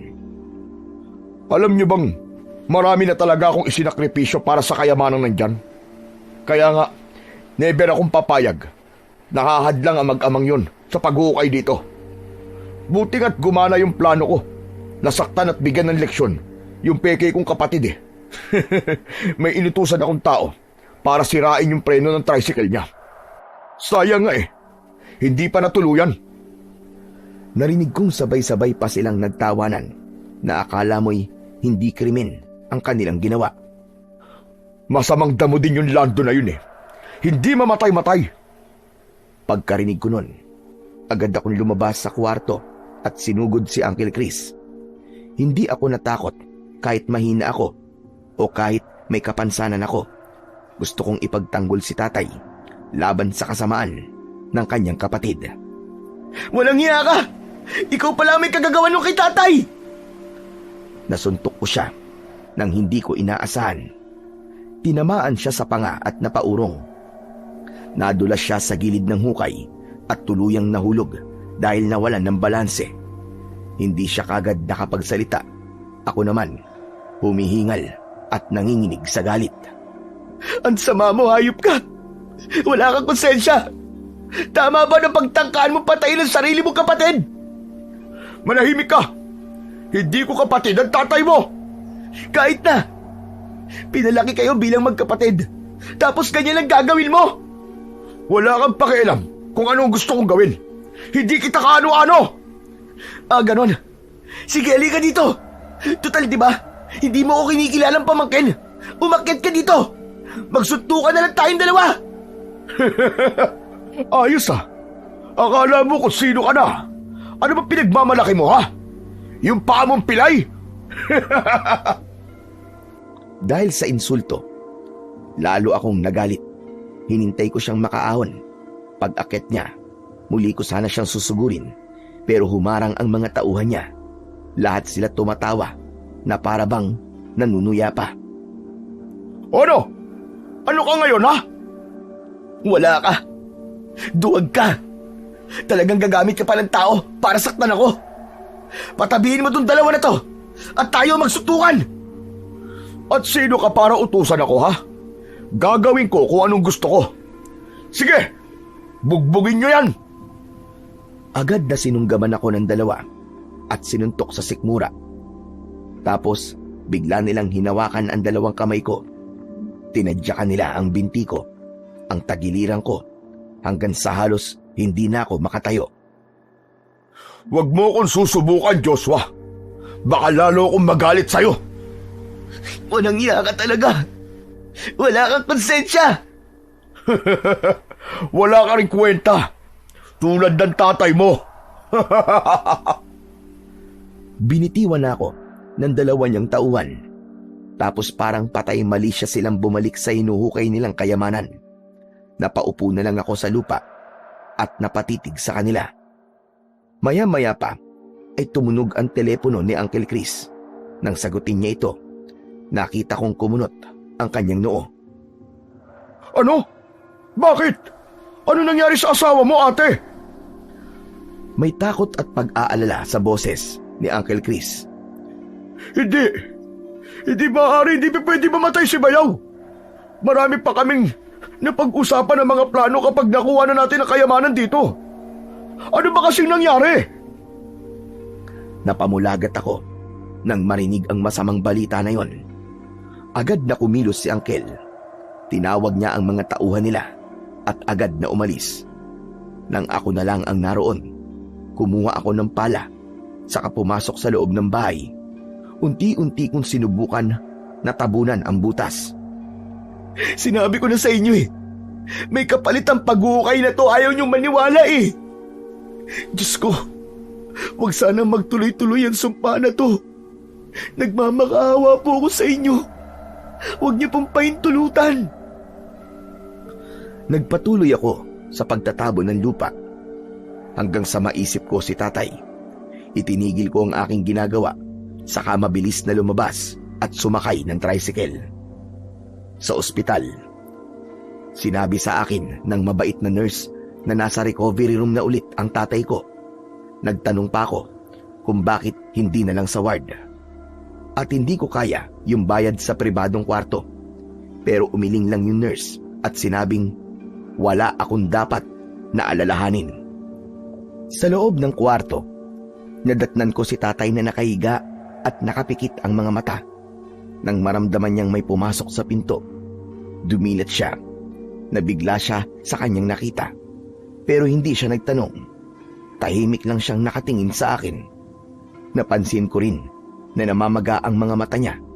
Parang kakatapos lang niyang umiyak. Lumapit ako sa kanya at tumabi. Agad kong ikinuwento sa kanya ang ginawa sa akin ni Uncle Chris. Pati na ang mga nalaman ko tungkol sa kanyang pagkatao. Pero wala pa rin siyang imik. Ngunit nang ikikwento ko na yung nangyari sa bayaw niya, bigla niyang hinawakan ang aking mga kamay. Alam ko na yan, Joshua. Patay na ang asawa ni Ate Corazon. Pero paano niyo po nalaman? Napanaginipan ko nangyari sa kanya. Ipinakita sa akin ng bantay. Talaga po? Dahil ito, sa pagiging ganid nila. Kaya nga po eh. Ano pong gagawin natin, tay? Wala, anak. Wala tayong gagawin. Pero bakit? Paano po kung pati tayo ay madamay sa ginawa nila? Ayoko pong may mangyaring masama sa'yo, tay. Wala kang dapat na ipag-alala. Walang mangyayaring masama sa akin o sa'yo. Di ba nga? Sila ang nagsabi na hindi nila ako kadugo. Hindi nila ako itinuring na kapamilya. Kaya kung itutuloy nila ang pag-uukay, sila ang mapapahamak at hindi tayo. Hindi ako agad nakasagot. Tinitigan ko siya. Nakapikit lang siya. Halatang pagod at mukhang masama ang loob. Gusto kong magtanong. Gusto kong maintindihan kung bakit parang ganun lang kadali sa kanya natanggapin ang lahat. Tahimik na lang akong pumwesto at di na muling nagsalita ng tungkol sa mga kapatid niya. Sinamahan ko siya sa ospital ng buong maghapon. Pero pagsapit ng hapon, nakiusap siya sa akin na umuwi ako. Pero tay, wala akong tulugan dun eh. Natatakot po ako dun sa multo eh. Huwag kang matakot sa kanya, anak. May dahilan kung bakit nagpapakita siya sa'yo. Nagpapakita po siya para takutin ako. Hindi, anak. Basta, malalaman mo yun mamayang gabi. Yun ang sabi niya sa akin. Diyos ko, magpapakita na naman siya sa akin. Ayoko na po, tay. Natatakot na talaga ako eh. Huwag kang dumag. Sige na, umuwi ka na muna. Bumalik ka na lang ulit dito bukas, anak. Pagkalipas ng ilang oras, saktong magtatakip silim nang muli akong utusan ni tatay na umuwi na ako ng bahay. Ayoko sana, pero hindi ko naman magawang sumuway. Pagdating ko ng bahay, agad kong inayos ang higaan ko. Tapos nagdasal ako na sana ay wag na ulit magparamdam ang kinatatakutan kong kaluluwa. Subalit nang mahiga na ako, andyan na naman siya. Pero hindi na siya umiiyak. Nakatayo lang siya, nakatingin sa akin, hanggang sa bigla siyang gumalaw, nakalutang at papalapit sa aking kinaroroonan. Nagwika siya. Ang sabi niya, kunin ko daw ang pala at magsimula akong magukay. Ayoko po. Baka mamaya kami naman po ni tatay ang parusahan niyo. Pero hindi niya ako tinigilan. Hanggang sa hindi ko namalayan, gumalaw na ang katawan ko na parabang wala akong sariling kontrol. Naglakad ang mga paa ko papunta sa hukay. Kinuha ko ang pala kahit nanginginig ang mga kamay ko at nagsimula akong magukay. Ilang minuto lang ang lumipas, biglang tumama ang pala sa isang matigas na bagay. Napahinto ako. Dahan-dahan akong lumod at sinimulang alisin ang lupa. Nagsalita yung Kastila sa wikang nauunawaan ko. Ito ang matagal ko nang hinihintay. Sa wakas, nahanap na rin kita. ang tunay na tagapagmana ng kayamanan. Napalingon ako sa kanya. Hindi ako makapaniwala sa aking narinig. Inutusan niya akong ipagpatuloy ang paghukay at sa loob ng ilang minuto, tuluyan ko nahila palabas ang bagay na yon. Ngunit pag-angat ko, nadismaya ko sa aking nakita. Ito ba ang kayamanang iniingatan at binabantayan mo? Isang tungkod. Sabihin mo nga sa akin. Joke time ba to? Nanluloko ka lang ba? Saktong pagsabi ko nito, bigla kong napasok sa tungkod. Aray ko! Ang init! Bigla kong nabitiwan ito. Subalit, hindi ito nahulog sa lupa. Lumutang ito sa harap ko. Tapos ay nagliwanag na para bang may apoy, pero hindi naman nasusunog. Makinig kang mabuti. Hindi yan ordinaryong tungkod. Yan ang pinaniniwalaan tungkod ng propetang si Moises. Yan ang gamit niya nang umakyat siya ng bundok ng Sinai. Isang banal na bagay na itinago ng mga unang manlalakbay at kalaunan ay napunta sa mga kamay ng mga mananakop. Teka, sandali lang. Ano sabi mo? Tungkod ito ni Moises? Pero paano napunta to dito? Ninakaw ko yan mula sa isang lumang monasteryong lihim na nag-iingat ng mga banal na kagamitan. Kinuha ko ito para gamitin sana sa digmaan dito sa Pilipinas. Pero nabigo ako. Oh, bakit naman? Dahil ang kapangyarihan ng banal na bagay na yan ay para lamang sa mga taong may malinis na puso at mabuting hangarin. Hindi ako karapat-dapat. Hindi ko ito magamit. Imbis na tulungan ako niyan, isang sumpa ang napunta sa akin. Ang maging tagapagbantay nito hanggang sa aking kamatayan. At saka lang ako makakalaya kapag yung mismong tungkod na ang pumili ng bagong tagapag-ingat. At ikaw yun. Pero, bakit ako? Bakit sa akin mo ibibigay? Ano bang meron sa akin? Dahil ikaw ang binatang sagrado. Ano? Sagrado? Ako? Paano nangyari yun? Hindi naman ako... Wala akong alam. Hindi mo kailangan maintindihan lahat sa ngayon. Basta tanggapin mo na lang. Kakailanganin mo yan. At saka kailangan nating sumunod. Ikaw ang itinakda na susunod na magmamay-ari ng tungkod. Sandali. Pinagtitripan mo ba ako? Makinig ka sa akin, bata. Hindi ako nagbibiro. Nararamdaman ko may papalapit na panganib sa baryong ito. Kailangan nila ng tagapagligtas at ikaw yun. Ikaw ang lalaban sa kasamaan. Ano? Ako lalaban sa kasamaan? Paano ko naman magagawa yun? Nakikita mo naman pilay ako. Mahina ako. At sino bang nagsabi na isa kang pilay? Napakunot ang noo ko sa sinabi ng multo. Natural ako. Ipinanganak akong ganito eh. Kita mo naman, di ba? Sige, tumayo ka. Hindi ko alam kung bakit, pero sumunod ako. Tumayo ako at sinubukan kong maglakad. Nakalakad ako ng diretso. Hala! Ano nangyari? Nakakalakad ako ng maayos. Paano nangyari to? Yan ang unang tanda para ipakita sa iyo na ang tungkod ay isang makapangyarihang bagay. Kaya kunin mo na yan. Mas umigting ang liwanag na nagmumula sa tungkod. Lumutang ito papalapit sa akin ng dahan-dahan at nang tuluyang makalapit, hinawakan ko ito. At sa sandaling yon, sumabog ang mas nakakasilaw na liwanag. Kasabay na nararamdaman ko ang banayad na kuryenteng dumadaloy sa aking katawan. Hindi ako natakot. Para bang may bumubulong sa akin. Natiisin ko ito. Tanggapin. At hayaan. Napapikit ako. At habang nakapikit, ramdam ko na unti-unti ang paglakas ng aking katawan. Pakiramdam ko, para akong muling ipinanganak Tapos bigla ko narinig ang huling winika ng Kastila. Salamat. Sa wakas ngayon ay malaya na ako.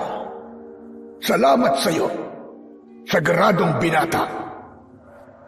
Nang imulat ko ang aking mga mata, wala na ang nakakasilaw na liwanag. Wala na din yung kaluluwa ng Kastila. Naiwan akong mag-isa sa gitna ng hukay. Hawak ang isang makapangyarihang tungkod. Pagkatapos ng nakakamanghang pangyayaring yon, nagpahinga ako. Itinabi ko ang tungkod sa aking higaan.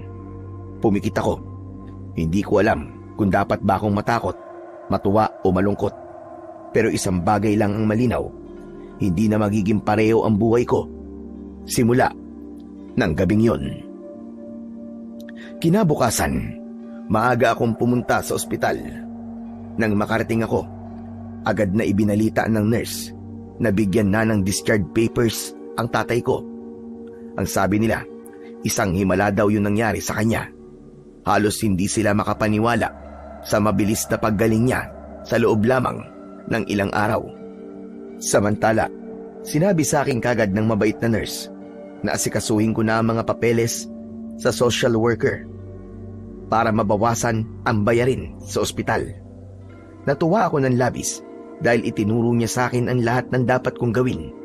Ngunit mas lalo ko natuwa nang sabihin niyang ang matitirang bayarin ay sila na ng asawa niyang doktor ang bahalang magbayad. Naku talaga po, tutulungan niyo po kami. Pero bakit po? Bakit po ang bait-bait niyo po sa amin? Ngumiti siya at ipinaliwanag sa amin na natulungan sila ni tatay sa oras ng panganib. Nailigtas mula sa tiyak na kamatayan. Sinagip sila ni tatay mula sa isang holdapper na umatake sa kanila. At ang tulong nila ngayon ay paraan lamang nila para tumanaw ng utang na loob sa kabutihan ng aking ama. Napangiti ako sa mga salitang yon. Hindi ko akalaing may kabutihan palang nagawa ang tatay ko. Hindi naman kasi siya nagkikwento sa akin. Parang himala talaga, at sa pagkakataong yon, natutunan kong anumang kabutihan ang gawin sa kapwa ay palaging bumabalik sa paraang hindi mo inaasahan. Pagkatapos naming mag-usap, agad kong inasikaso ang lahat ng papeles. Sinunod ko ang lahat ng sinabi niya sa akin at pagdating nga ng hapon, matapos kong maisaayos ang lahat, nakalabas na kami ni tatay. Ay, sa wakas, makakauwi na rin ako. Miss na miss ko ng bahay. Tay, wala na po eh. Malaki na po yung sira ng bahay dahil po dun sa paghuhukay nila. Ganun ba? E titignan na lang natin kung anong pwedeng gawin. Kung maaayos pa ba, di ayusin. Habang naglalakad kami sa pasilyo ng ospital, bigla siyang natigilan nang mapansin ang aking paglalakad. Teka, sandali lang anak. Nakakalakad ka na ng maayos? Opo, tay. Paano nangyari yun? Anong ginawa mo? Mamaya na lang po sa bahay natin pag-usapan, tay. Sasabihin ko po sa inyo lahat ng mga kababalagang nangyari at marami din po akong gustong itanong sa inyo. Sige. Sa bahay na lang natin pag-usapan. Pero anak, masaya ako na gumaling ka na. Ako din po, tay. Masaya po ako na okay na po ang lahat sa atin. Pagdating namin sa bahay, biglang napahinto si Tatay Lando nang makita niya kung ano ang nangyari. Diyos ko, anong ginawa nila rito? Di ko na po sila napigilan, tay. Sana mapatawad niyo ako. Pero, yung sa kwarto ko po, pwede pa rin naman siyang tulugan. Mamayang gabi, doon na lang po muna tayo. Lalagyan ko na lang po ng kurtina para hindi niyo po makita yung hukay na ginawa nila. Hindi anak, hindi tayo dito matutulog mamayang gabi. Ho? Saan po? Doon tayo sa bukid, sa lumang kubo ni tatay. Doon mas ligtas tayo. Sige na, kumuha ka ng ilang gamit natin at dadalhin natin doon. Pagkasabi nun, ay agad akong sumunod. Kumuha ako ng isang bayong na malaki at naglagay doon ng ilang pirasong plato, baso, kaldero at iba pang mahahalagang gamit. Nang matapos ay saka ulit kami naglakad papunta sa bukid. Pagdating namin doon ay namahinga muna kami Tapos kumain ng tinapay at doon kami nagsimulang magkwentuhan. Sinabi ko lahat sa kanya tungkol sa kaluluwa ng Kastila. Lahat-lahat, wala akong iniwang detalye. Namangha siya, lalo na nang makita ang nahukay kong tungkod na pinaniniwalaang pagmamay-ari ni Moises. Kung ganun, yan pala yung kayamanan na nakabaon sa lupa natin. Wala namang kasi siyang nabanggit nung mapanaginipan ko siya. Natungkod pala. Pero sabi niya, may ibibigay siya sa'yo. Nagulat din po kayo, no? Hindi siya literal na yaman o ginto. Pero ang sabi ng bantay, mahalaga daw ito at magagamit ko sa oras ng panganib. Anong klaseng panganib ang sinasabi niya, anak? Hindi po malinaw yung pagpapaliwanag niya. May tanong ako na ayaw niyang sagutin. Basta meron daw pong paparating. Kaya yon, tinanggap ko po. Kung ganun, biyaya pa rin maituturing ang bagay na yan. Pero sana, kung ano man yung panganib na yon, sana anak, huwag nang dumating. Kaya nga po tay. Pero tay, may sinabi po siya sa akin. Ako daw po ang nakatakdang magmay-ari niyan dahil ako daw po ang matagal niya nang hinihintay na sagradong binata. Ano po bang ibig sabihin nun? Hindi siya agad sumagot. Bagkus ay may dinukot siya sa loob ng kanyang damit at inilabas mula doon ang isang kwintas na may malaking lakit. Binuksan niya ito at saka ibinigay sa akin. Yung nasa larawan, sila ang totoong mga magulang ko. Nung napulot ako ni tatay, nakita niya yan na suot-suot ko. Talaga po? Nakita niyo po ba sila o nakilala? Hindi anak. Pero sinubukan namin na hanapin sila noon ni tatay. Pero patay na sila. May isang albularyo na nakapagsabi sa amin na matagal na silang patay. Namatay sila sa isang digmaan ng mga aswang laban sa mga albularyo. Aswang? Tama ka. Totoo po ba mga aswang? Totoo mga aswang, anak. Sila ang pumatay sa tatay at nanay ko. Paano niyo po nasabi na sila po ang pumatay sa kanila? Matapos naming mabisita ang kanilang puntod, palagi ko na silang napapanaginipan. Ipinapakita nila yung nangyari noon. Ako lang ang nakaligtas sa sagupaang yon.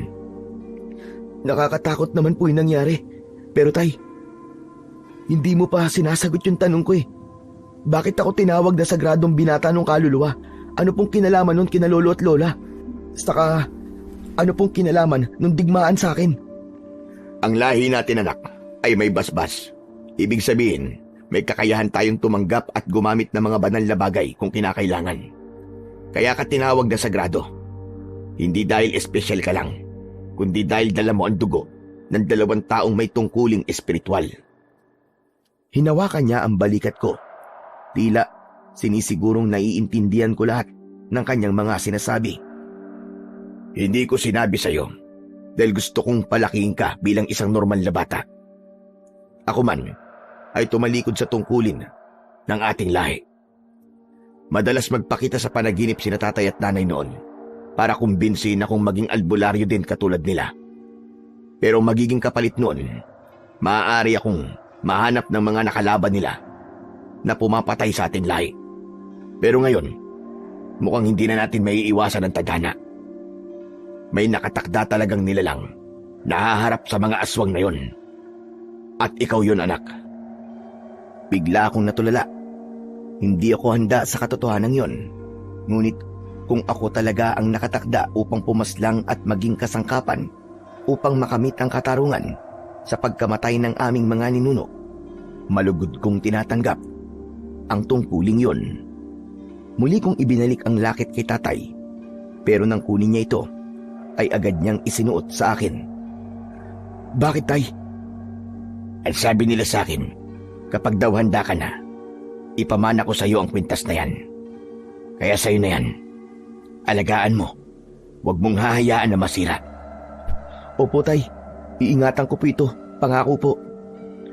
Matapos kaming mag-usap, nagpahinga na kami ni tatay. Pero makalipas ang ilang oras, bigla akong nagising. Pawis na pawis ako kahit malamig. Maya-maya pa ay may narinig akong mga bulong. Mahina lang yon, pero nakakakilabot dahil parang nanggagaling sa ilalim ng lupa.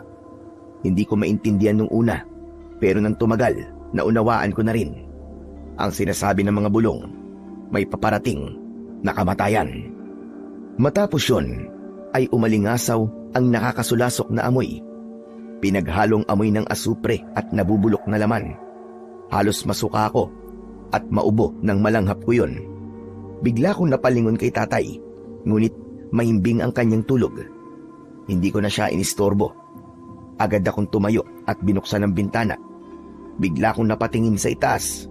Nakita ko na maliwanag ang buwan. Pero yung langit ay namumula. Tapos mula sa baryo, narinig ko ang malalakas na alulong ng mga aso. Agad kong isinara ang bintana at muling tumabi kay tatay. Kinabahan ako at napahawak sa kwintas. Naramdaman ko na parang uminit ito. Sa sobrang takot at gulo ng isip ko, napatitig ako sa mga larawan. Nang buksan ko ang lakit, kinausap ko sila. Kung ito po talaga ang kapalaran ko, tulungan niyo po ako. Gabayan niyo po ako sa laban na nakatakda po para sa akin. Sana po, mapagtagumpayan ko. Lolo, Lola, bahala na po kayo sa akin. Pagkatapos kong sabihin yon, biglang umihip ang isang malakas na hangin na tumama sa aking muka. Biglang uminit ang lakit na suot ko at kasabay nun, biglang nagliwanag ang tungkod at kusang lumutang papalapit sa akin. Hinawakan ko ang tungkod at sa mismong sandaling nahawakan ko ito, may pangitain na biglang nagpakita sa akin. May nakita akong isang lalaki na nakadamit ng sinaunang kasuotan at may hawak na tungkod. Kamukhang kamuka ng nahukay kong tungkod. Yun ang unang pagkakataon na makita ko ang lalaking yun, pero agad ko siyang nakilala. Siya ay walang iba, kundi si Moises. Pagkatapos nun, ay bigla ulit nagpakita ang nakakasilaw na liwanag. Nang imulat ko ang aking mga mata, iba na ang paligid. Nawala si Moises. Nakita kong nasa isang lugar ako kung saan nakatayo ang bahay ng mga Israelita. Yung mga tao, nagpapahid sila ng dugo ng hayop sa magkabilaang gilid sa itaas ng hamba ng kanilang mga pintuan. Makikita ang takot sa kanilang mga muka habang ginagawa yon. Ilang sandali pa, habang pinapanood ko sila, naramdaman kong biglang gumalaw ang bibig ko at kusa itong nagsalita. Sa gabing ito, lilibutin ng anghel ng kamatayan ng buong lugar at papatayin ng lahat ng mga panganay na anak. Ngunit kapag nakita nito ang dugo sa ibabaw at gilid ng hamba ng mga pintuan ninyo, lalampasan niya ang bahay niyo at hindi papayag ang anghel na pumasok sa mga bahay niyo at patayin ang inyong mga anak. Pagkasabi ko nito, ay biglang lumitaw ang isang itim na usok na nagpaikot-ikot sa mga tahanan. Sa bawat pintuang may tanda ng dugo, napansin kong hindi ito makalapit. Parang may hindi nakikitang pader na tumutulak pabalik sa nilalang na yon. Pero sa mga bahay na walang marka, iba ang nangyari. Dahan-dahan itong nakapasok sa mga siwang, sa mga pinto, sa mga bintanang walang proteksyon. Ilang saglit ang lumipas, maririnig na mula sa loob yung malalakas nilang sigawan at ang iyak ng pagluluksa. Muli, biglang lumiwanag ang hawak kong tungkod at sa muli kong pagmulat, nasa totoong mundo na ako. Napasingap ako at biglang nabitiwan ko ang tungkod. Pakiramdam ko ay galing ako sa isang mahabang bangungot. Nanginginig pa ang aking mga kamay. Ang kwintas sa leeg ko, medyo mainit pa rin at sinubukan kong bigyan ng kahulugan yung ipinakita sa akin. Ano yun? Bakit ko nakita yun? Bigla kong napalingon kay tatay. Ngunit tulog pa rin siya. Bakit ako? Bakit ipinakita sa akin yun? Ano bang gusto nilang sabihin? Naguguluhan ako. Litong-lito ako ng gabing yon. Paulit-ulit kong iniisip ang lahat ng nakita ko. Mula kay Moises hanggang sa mga pintuang may dugo. Kahit na anong pilit ko, hindi ko mabuo kung ano ba talaga ang ibig sabihin ng lahat.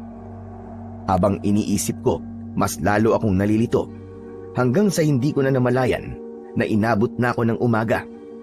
Hindi na talaga ako nakatulog. Anak, sandali nga. Bakit ba parang tulala ka? May iniisip ka ba? Huminga ako ng malalim bago sumagot. Tay, may sasabihin po ko. May nakita po ako kagabi. Parang pangitain. Si Moises po. Tapos yung kwento tungkol sa paglalagay ng dugo sa mga hamba ng pinto. At may nakita rin po akong parang anghel ng kamatayan na nag-aanyong usok. Hindi ko po alam kung bakit po pinakita sa akin eh. Tahimik si tatay sandali. Para bang may inaalala. Anak, mukhang alam ko na ang kinalaman ng lolo at lola mo sa lahat ng to. At kung bakit ikaw ang pinili.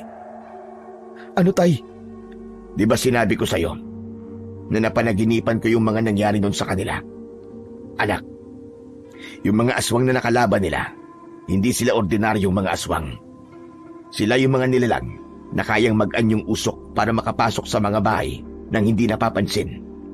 Tapos kapag nakapasok na sa loob, doon lumilitaw ang mga nilalang na kayang pumaslang gamit ang kanilang mga matutulis na pangil at kuko. Anong tawag sa mga aswang na yun? Sila ang mga aswang na bakaak. Sila ang sumira sa baryong pinanggalingan ko. At sila rin ang pumatay kina lolo at lola mo, pati na sa mga albularyong kasama nilang lumaban noon. Ang ibig sabihin tay, yung pangitain ay posibleng maganap ulit yung pangyayari na yun? Posible anak, kaya kailangan natin balaan ng mga tao. Balaan ng mga tao? Meron po bang maniniwala sa atin tay? Maaaring meron o wala, pero mahalaga masabi natin sa kanila ang babalang ipinakita sa'yo. Kung sakaling may maniwala, paano po natin sila maililigtas? Anak, hindi mo pa ba nakuha yung mensahe ng tungkod sa'yo? Hindi po tay eh. Bigla ko natigilan nang maisip ang isang bagay. Hanggang sa napatitig ako kay tatay. Teka, naiintindihan ko na po. Gusto niyang tularan ko yung ginawa noon ng mga Israelita. Yung naligtas sila mula sa anghel ng kamatayan dahil sa mga tanda na nilagay nila sa hamba ng pintuan. Tama ka anak, kaya halika na. Balaan natin sila. Agad kaming naglakad ni tatay pauwi sa baryo. Maaga pa, kaya karamihan ay abala sa paghahanda ng almusal o paghahanda sa pagpasok nila sa kani-kanilang mga trabaho. Ipiniliwanag namin ang panganib sa kanila. Sinabi namin na maglagay sila ng tanda sa mga hamba ng pintuan. Kailangan ay dugo ng kahit na anong hayop para may proteksyon sila. Pero hindi naging madali ang lahat. Habang binabalaan namin sila, napansin kong marami ang hindi naniniwala. May mga tumatawa at napapailing. May ilan na nakinig, pero agad ding tumalikod na parabang walang saysay ang mga sinabi namin. Pagkatapos ng halos kalahating araw, napaulit-ulit na pakiusap at pagmamakaawa, iilang bahay lang ang pumayag na maglagay ng tanda. Ang karamihan, binaliwala lang kami. Nagpatuloy pa kami sa paglalakad hanggang sa makarating kami sa bahay nina Auntie Corazon at Uncle Chris. Naroon pa rin ang lamay ng asawa ni Auntie at may ilang taong nagbabantay at nakikiramay sa harapan. Paglapit namin, sabay-sabay silang napatingin. Kita ko kagad ang gulat sa mukha nila nang makita si tatay. Paglapit ng mga kapatid niya, agad nila kaming tinanong, Nandito ka ba? Para maggulo? Wala akong balak na ganyan ate. May sasabihin lang ako. Ano yon? Kung tungkol ito sa lupa, sinabi ko na. Itutuloy namin yung pag-uukay pagkatapos ng libing. Hindi mo kami mapipigilan. Hindi naman ako nagpunta rito para pigilan kayo eh. Saka hindi rin naman na ako kukontra. Teka, totoo ba yan? Ba't ang bilis mo atang kausap ngayon, kuya? Ano bang kapalit? Yung kubo at lupa sa bukid. Ibigay niyo sa amin ng anak ko. Kapalit ng lupa ko dito sa baryo. Nagkatinginan muna silang magkapatid bago sumagot sa akin. Sige, payag kami. Deal na yan ha. May isa pa akong kondisyon. Ano na naman yon? Mamayang gabi, isarado niyo ang bahay niyo. Huwag kayong tatanggap ng kahit sinong bisita, kahit kakilala pa ninyo. Magkatay kayo ng manok o kahit na anong hayop na meron kayo. Sahurin niyo ang dugo at ipuna sa mga hamba ng pintuan. Sa taas sa magkabila ang gilid. Pagkatapos, lutuin niyo ang karne at pagsaluhan niyo mamayang hapunan. Lama ito ng asawa ko. Bakit ko naman gagawin yan? Basta gawin niyo. Para ito sa kaligtasan niyo. Hindi ako nagbibiro. Yung dalawang yun lang ang hinihingi kong kapalit. Walang sumagot sa dalawa. Pareho lang silang nagkatinginan at pagkatapos ay dahan-dahan ang tumalikod at bumalik sa loob ng bahay. Pag-alis namin doon, dumiretso na kami pauwi at pagdating doon, agad kaming naghanda para sa mga paparating na kalaban. Makalipas ang ilang oras, habang papagabi, pabigat ng pabigat ang nararamdaman ko. Para bang may ibinubulong ang hangin. Bigla kaming nagkatinginan ni tatay nang makarinig ng malalakas na alulong ng aso mula sa hindi kalayuan. Tay, tara na! Mukhang paparating na sila! Kumpleto na ba mga gamit mo, anak? Yung kwintas nasa iyo na? Yung tungkod? Opo, tay. Nandito na po lahat. Mabuti naman kung ganun. Pero alam mo, anak, kanina ko pang gustong sabihin sa iyo to eh. Paano kaya, anak, kung dito na lang tayo sa bahay? Huwag na tayong lumabas. Tay, hindi po pwede. Marami po mamamatay panigurado. Tulad po na sinabi ng Kastila na yun. Ay, nako. Kung bakit ba naman kasi binalaan na? Ayaw pang maniwala. Ang titigas ng ulo. Ayaw makinig. Kahit sabihin nating may paparating na panganib, wala silang pakialam na para bang mas gusto pa nilang mapahamak. Ganyan po talaga, tay. Hindi lahat maniniwala hanggat walang nasasaktan. Pero tay, kahit ganun, hindi natin sila pwedeng pabayaan. At gagawin ko po ang lahat para maipagtanggol sila at mailigtas sa mga masasamang nilalang. Tama ka, anak. Pinagmamalaki kita. Salamat po, tay. Pero sana po, matapos na po agad ang gabing ito nang walang masyadong dugong dumanak. Magaling ka, anak. Manalangin ka sa Panginoong Diyos upang matupad ang hiling mo na yan. Humingi ka ng gabay sa Kanya. Lakasan mo ang loob mo. Opo, tay. Salamat po talaga. Salamat po at nandiyan kayo para gabayan po ako. Matapos kaming mag-usap, ay inaya niya na akong lumabas ng bahay. Paglabas na paglabas, ay muli naming narinig ang malalakas na alulong ng mga aso. Bigla kaming napatingin sa lupa. May makapal na itim na usok na papunta sa baryo. Mabaho yun, para bang amoy ng nabubulok na bangkay. Anak, yan na sila, hindi ako maaaring magkamali. Ang mga aswang na bakaak.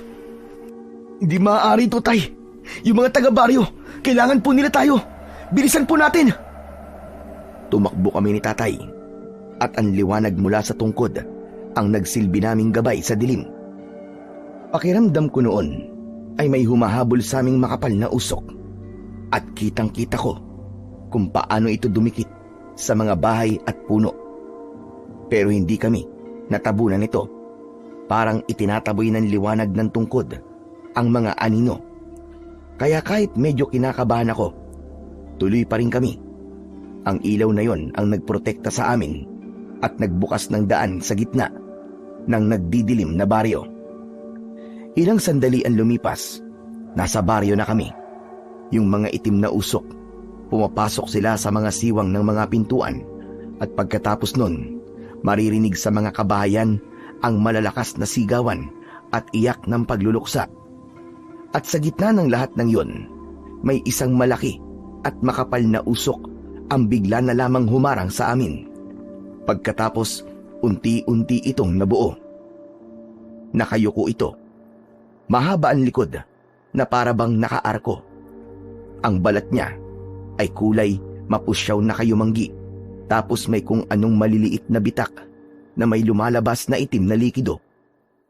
Mahahaba ang kanyang mga braso, halos sumayad na sa lupa at ang mga daliri niya ay mahahabat payat na para bang patpat. Tapos sa dulo ay may matutulis na kuko. Wala itong bibig na normal. Ang panga niya, hati hanggang tenga, parang napunit at sa bawat paghinga niya ay lumalabas ang maiitim na usok. Yung mga mata niya, para bang nagliliyab na apoy na nakakulong sa loob ng bungo.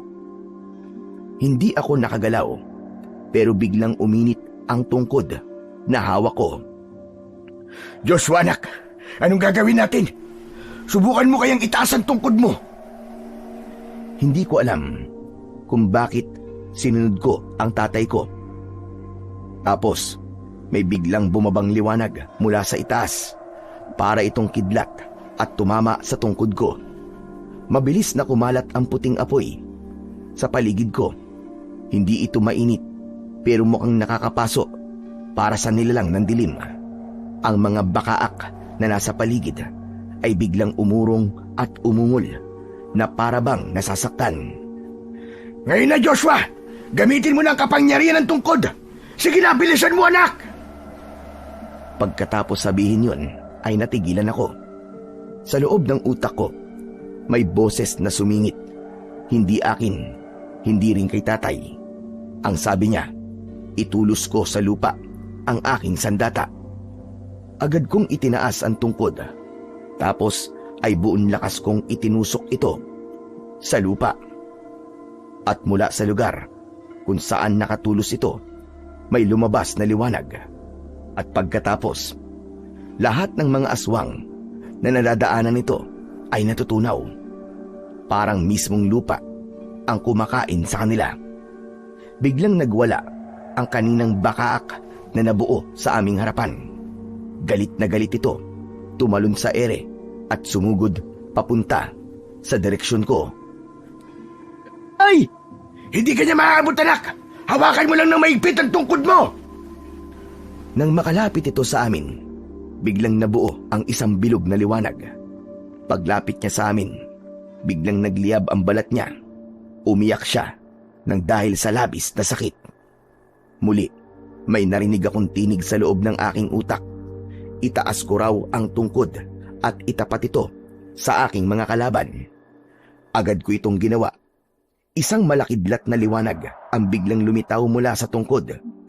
Isang tuwid na liwanag na tumama diretso sa dibdib ng halimaw. At sa huling pagkakataon, sumigaw ito habang unti-unting nasusunog. Sa huli, walang natira sa kanya, kundi abo. Nang mapaslang na ang kanilang pinuno, biglang bumalik ang katahimikan sa baryo.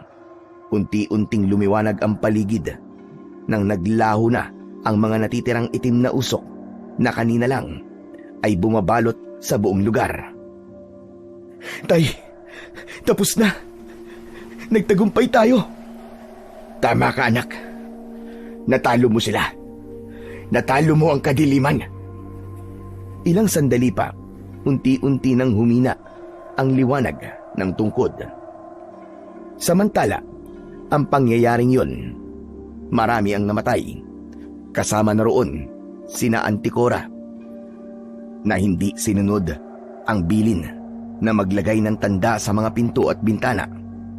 Tahimik na nakatayo si Tatay Lando at si Uncle Chris sa tabi niya. Hawak nila ang malamig na kamay niya. Hindi sila nagsasalita, pero kita ko ang lungkot sa kanilang mga muka. Ilang sandali pa, nagsilabasan mula sa kanilang mga bahay ang mga nakaligtas, lalo na yung mga naniwala at sumunod sa mga sinabi ko. Nilapitan nila ako, umiiyak at nagpapasalamat. Hindi sila makapaniwala sa nangyari. Ako man, hindi ko rin lubos maisip na buhay pa kami matapos ang gabing yon. Salamat po, Panginoon.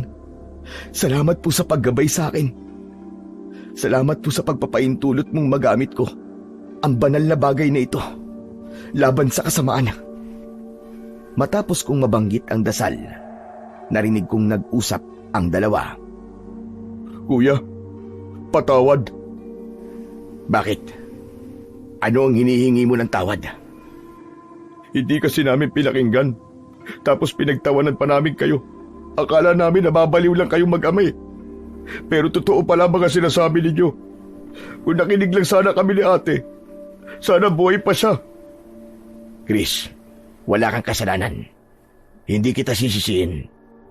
Wala namang may gusto nang nangyari. Wala na tayong magagawa, kundi ang ipagdasal siya. Ang mahalaga, buhay ka. Ligtas tayo. Salamat kuya. Salamat sa inyong dalawa. Utang namin sa inyo ang aming mga buhay. Salamat din. Siya nga pala. Simula ngayon, ayusin na natin ang pamilya natin, ha? Oo kuya. Salamat. Dahan-dahan silang nagyakap. Tahimik lang akong nakatayo sa tabi nila. Pinapanood ang sandaling yon. Napagtanto ko na kahit na maraming sigalot kaming napagdaanan, may pagkakataon pa rin para magsimula ng panibagong buhay. Samantala, pagkatapos ng nangyari, marami sa mga taga-baryo ang lumipat na sa ibang lugar dahil sa takot, pero may ilan din na piniling ipagpatuloy ang buhay doon. Si Uncle Chris at tatay dahan-dahan ding bumangon mula sa lungkot. Nakita ko kung paano nilang tinanggap ang nangyari at nagsimulang buuin muli ang buhay tulad ng ibang mga taga-baryo. Ako naman, natutunan ko kung gaano kahalaga ang yamang ipinagkaloob sa akin. Isang uri ng kayamanan na nagbigay buhay sa marami at nagturo sa akin ng maraming bagay tungkol sa tapang, pananampalataya at pagmamahal sa pamilya. Habang lumilipas ang mga araw, unti-unti ring nagiging maayos ang baryo. Ang mga marka sa pintuan naging paalala ng gabay at proteksyon na hatid ng tungkod, at umaasa kaming hindi na muling babalik ang mga masasamang nilalang. Samantala isang gabi, habang tahimik ako sa bukid, narinig ko ang isang malakas at malinaw na boses. Inutusan ako nitong muli kong ibaon sa lupa ang tungkod. Agad ko naman yung sinunod, at nang matapos, sabi ng tinig, kapag daw may ibang magtatangkang hukayin ito, ay hindi nila makikita. Makukuha lang daw ito ng bagong tagapangalaga sa tamang oras at sa tamang pangangailangan. Matapos yun, tumingala ako sa langit at nagpasalamat. Dito na po natatapos ang aking kwento ng kababalagan. Ano po, ay may napulot po kayong aral sa kwentong ito at magkaroon pa kayo ng matinding pananampalataya sa ating Puong May Kapal.